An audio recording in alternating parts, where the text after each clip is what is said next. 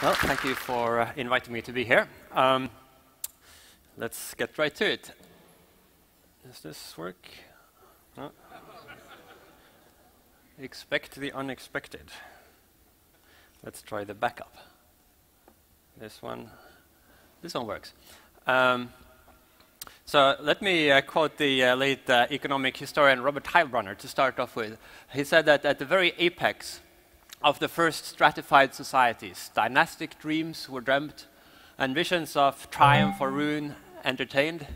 But there is no mention in these early writings in the papyri or cuneiform tablets on which these hopes and fears were recorded that they envisaged, in the slightest degree, changes in the material conditions of the great masses, or for that matter, of the ruling class itself. To this we can add that even less did they envisage any possibility of fundamental change in human nature itself, any biological changes to the human animal. It's actually surprisingly recently in history that the idea that the human condition is not an eternal given has really begun to be taken seriously. If we think about what has happened up until now and what might happen later in a big schematic way, this is really sort of this structure for this talk. We know that once upon a time there were no humans, so we had some kind of pre-human condition at that stage. Then a couple of 100,000 years ago we had humans, and not very much happened initially, and there's been some kind of uptick recently. So we can wonder if this is where we've come from, where are we going to? So I should issue a disclaimer about this. Obviously, the axes are not drawn to scale, and what is up here is something like technological and economic capability. It's not necessarily better. So let's start with considering one group of scenarios, which is that the human condition will basically continue. There are two scenarios drawn here. One is that it will continue pretty much as it is now, and the other is that maybe things will continue to grow for a bit, but plateauing out at some level before we reach enough capability that you would be tempted to call it something different, a post-human condition. Now, when we consider how things have been going recently, it might call into question the plausibility of this scenario that we right now have hit the limit of where we are ever going to go. So this is just world GDP over the last 100 years or so. You see it's growing exponentially. If we look at world GDP over a longer period of time, 2,000 years, you see that what we're really seeing right now doesn't look like a plateauing or a stagnation. It looks very much the opposite of that. If you look at it over an even longer period of time, say, 1,000,000 years or so, then really we're living at a very anomalous moment. And it's hardly possible to overemphasize just how rare and unusual and anomalous our current situation is. In time, in space, like most of the universe is completely empty and cold, and in most any way you can think of. What we take as the normal way things are is really a huge anomaly. Similarly, population figures have also shown this rapid spiking recently. Another reason to doubt this class of scenario, which postulates that the human condition will basically continue as it is indefinitely, is that there are a number of potentially revolutionary technologies on the horizon that we can see that might have the capability of changing the human condition in some profound way if and when they are developed. Machine intelligence is one important one of these that I'm currently thinking about. Machine-phase nanotech, human enhancements technologies. So this would be the idea of using technology not just to change the world around us, but to change and re-engineer the human biology, thereby opening up new frontiers for ways in which things could change. Similarly, some other technologies like immersive virtual reality and so forth might also have significant impacts on the human cognition.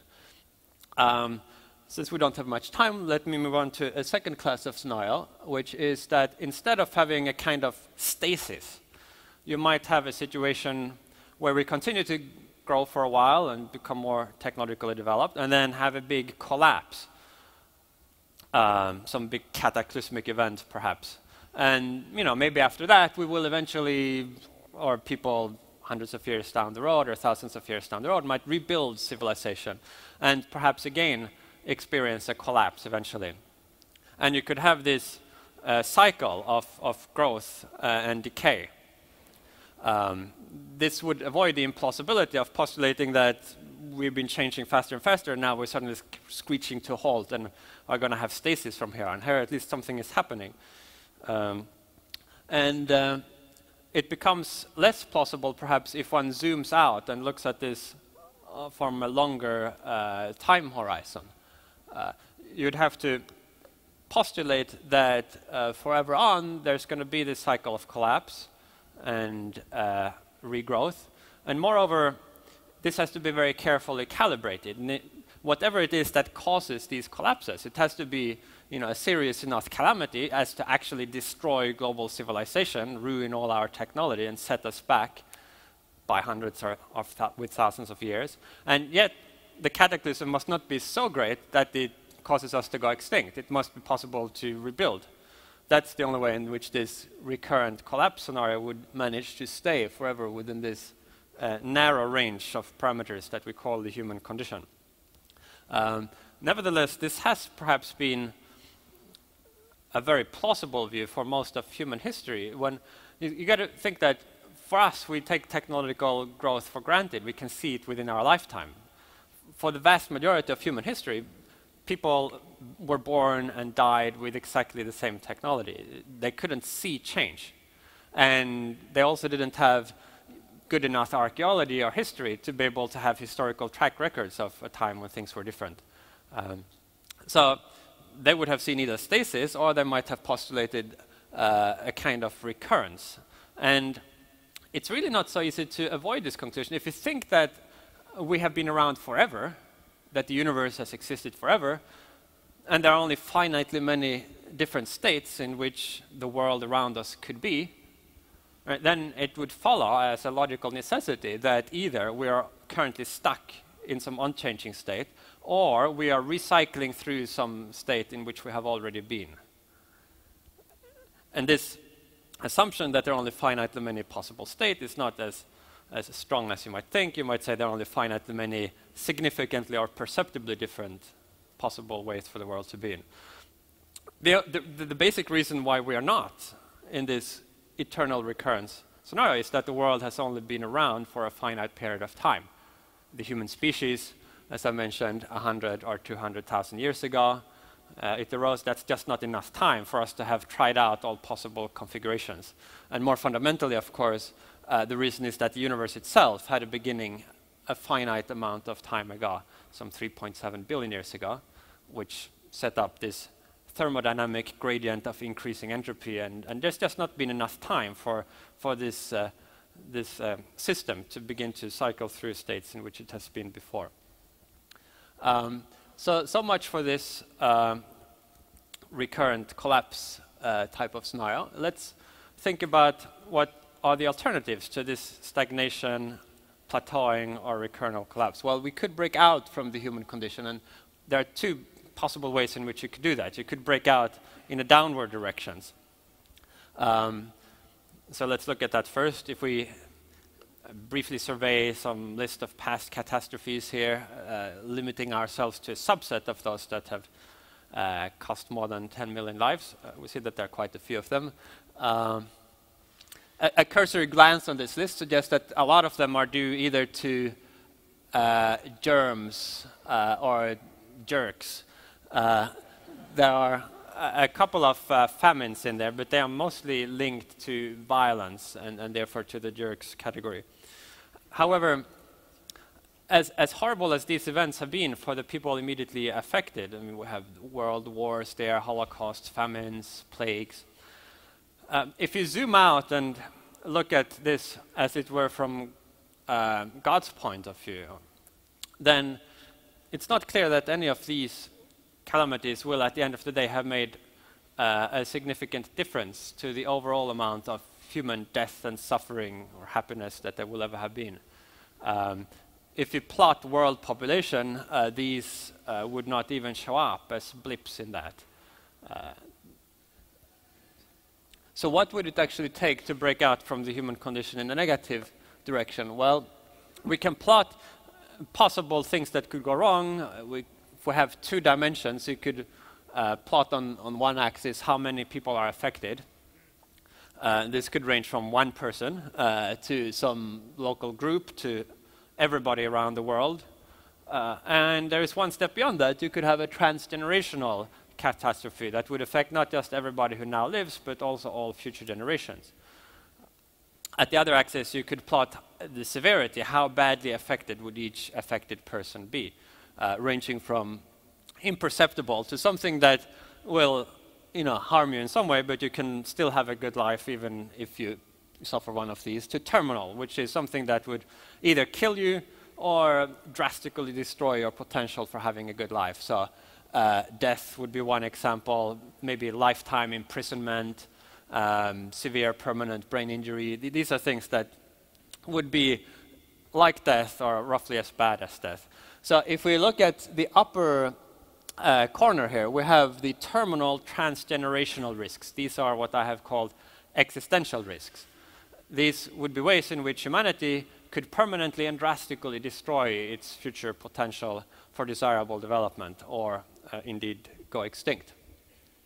So that's the definition of an existential risk. Now, there are some considerations. The good news, of course, is that there has never been an existential catastrophe. Otherwise, we wouldn't be here today. However, there are reasons to take them seriously nonetheless. We know that more than 99.9% of all species that ever flew, walked, crawled, or swam on this planet are now extinct. We know that the human species itself at one point teetered on the brink of extinction some 75,000 years ago. Genetics show that we underwent some kind of, or squeezed through some population bottleneck that might only have been a few thousand surviving individuals at that point. This coincided in time roughly with a giant volcanic supereruption, which might have been the cause of this. If that disaster had been whatever it was that caused this, whether it was the supervolcano or something else, had that been just slightly worse, then that would have been the end of it already there. We also know that intelligent species can and do go extinct. Our close brethren, the Neanderthals, who were with us until just some tens of thousands of years ago, are gone. There is some inconclusive evidence that there might have been another little intelligent species called hobbit man. It's not, the skeletal finds are not clear enough to be sure about this, but they might have been around until as recently as maybe 12,000 years ago, and they're obviously no longer here. Then there are a couple of theoretical considerations which I won't have time to explain, but which also seems to amplify our estimate of the risk of extinction. You can look at opinions, of course. These are subjective opinions, but by some people who have thought about this. They range quite widely. You have to read sort of the fine print to see what they are estimates of. But we held this conference with some leading experts a couple of years ago in Oxford, and at the end we had an informal poll to see what the participants thought about various possibilities, and they assigned a median 19% probability to the hypothesis that the human species would be extinct by 2100, which is really alarmingly great. But nevertheless, and it's not totally out of line with other estimates that different people have come up with for different reasons. Finally, one can, of course, try to look at specific things that could cause an existential catastrophe. And one thing that stands out, if you start to go through the list, is that all the biggest ones that have any serious possibility of wiping us out within the next few hundred years or so, they're all anthropogenic. They all arise in one way or another from human activity. and it's intuitively not so difficult to see why that would be so. I mean, our species has already survived for hundreds of thousands of years. Volcano eruptions and droughts and firestorms and meteor impacts and all of that. So if all of these evils haven't managed to do us in 100,000 years, they're probably not going to do us in the next 100 years.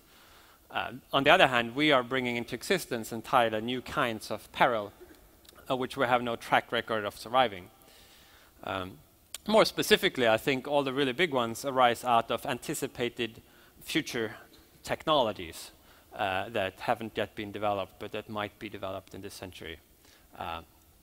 Like machine intelligence, powerful weapons systems using molecular nanotechnology, perhaps bioweapons, perhaps some other things that we might not yet even have conceived of. One would think maybe that in light of the enormous stakes and that among the people who have looked at this, they all seem to assign a significant probability to this, that there would be a great level of attention and focus in the academic community on trying to understand existential risks. We can reduce them. It's not so. We did a little literature survey. We find that there is a lot more research published on the dung beetle than there is on human extinction. Even if you narrow it down to just looking at dung beetle reproduction, it still beats out the amount of attention given to human extinction, which is sad as to what it says about our overall scheme of priorities. Now, it's not quite as bad as that. I mean, there are a lot of research on some specific risks that wouldn't have been counted here. There's a lot of work on nuclear proliferation, on global warming, and so forth. But on the concept as a whole, surprisingly little. All right. So we have a final class of scenario to consider, which is that we break through not downwards, but upwards, that we reach, instead of extinction, some kind of post-human condition. It doesn't reward thinking too much about exactly how I would define that. You can just arbitrarily think any condition that meets any of those fairly arbitrary criteria.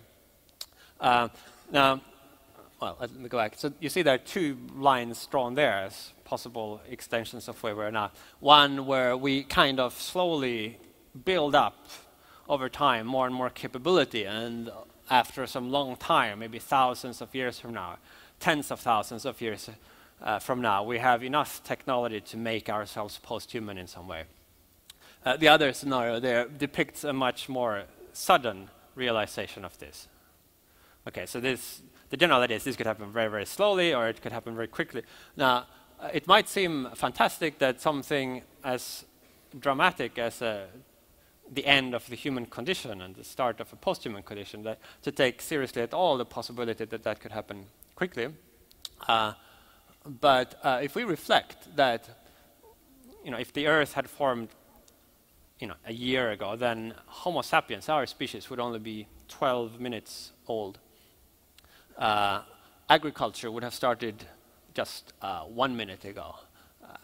Industrial revolution, 2 seconds ago. Electronic computer, 0.4 seconds ago. The internet, 0.1 second ago, literally in the blink of an eye. It's hard looking at time series like this not to get the sense that there is some kind of acceleration, that one is moving towards some kind of discontinuity.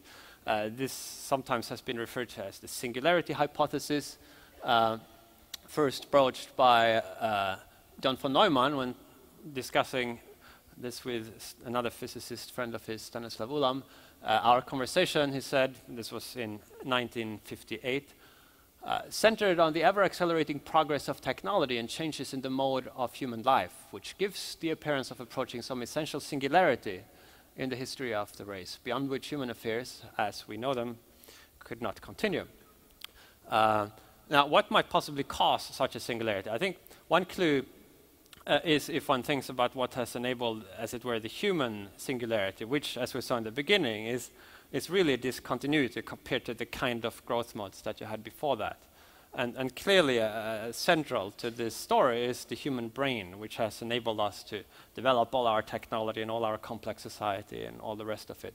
And well, here are sort of two of the best and brightest of each kind, and yet one has a vocabulary of a few hundred simple word tokens, and the other is developing string theory.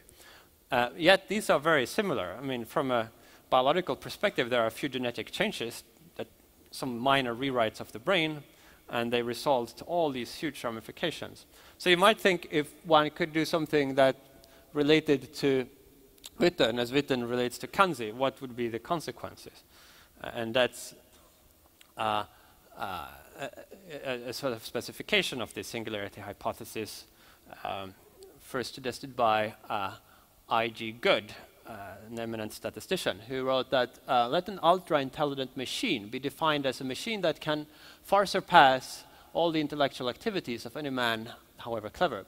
Since the design of machines is one of these intellectual activities, an ultra-intelligent machine could design even better machines.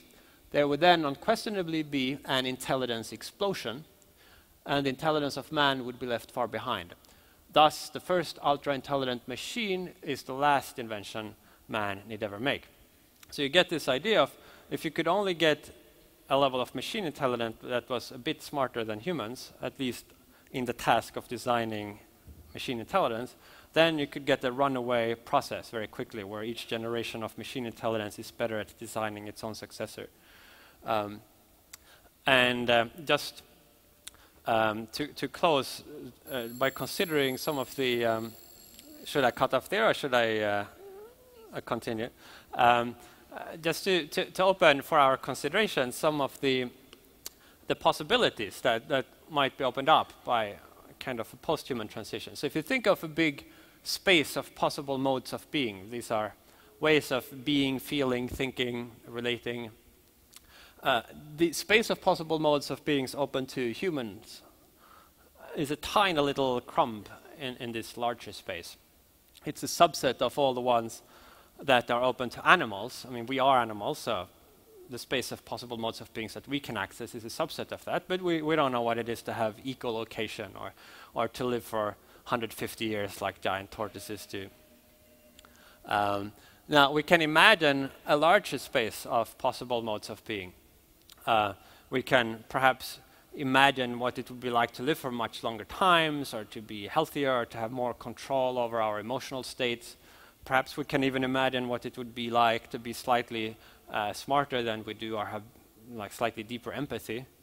But beyond that, there is a large space of possible modes of beings that we can't even concretely imagine what it would be like, because we just don't have the mental, the brain capacity to imagine these things. Just as the chimpanzee earlier couldn't imagine what it is like to be Witten, presumably we can't imagine what it would be like to be some of these kinds of post-humans that could exist.